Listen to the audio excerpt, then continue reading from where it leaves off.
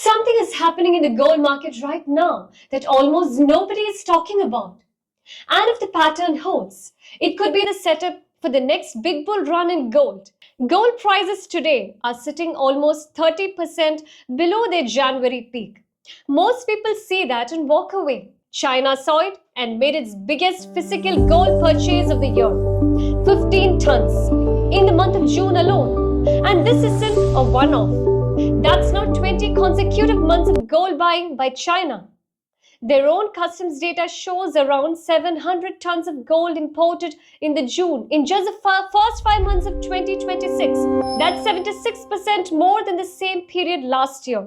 So the question is, what does China see that the rest of us don't?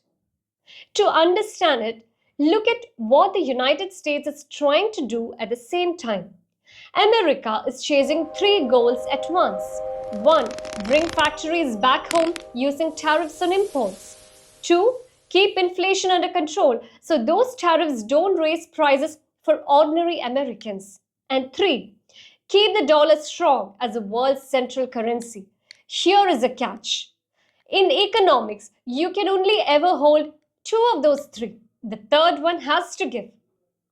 So, which two is America picking? Factories and low prices at home. Because if tariffs push prices up too fast, you get anger on the streets. No government wants that.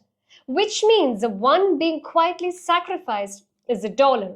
A weaker dollar makes American goods cheaper to sell abroad. It's the oldest trade off in the book.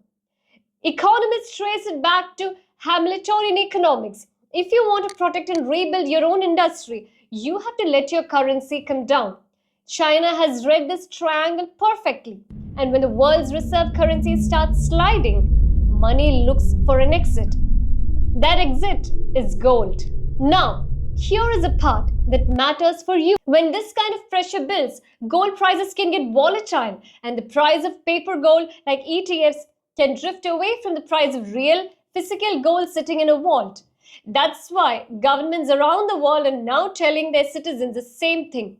If you buy gold that is actually backed by metal in a vault, not just a certificate. India has already moved on this with the launch of electronic gold receipts.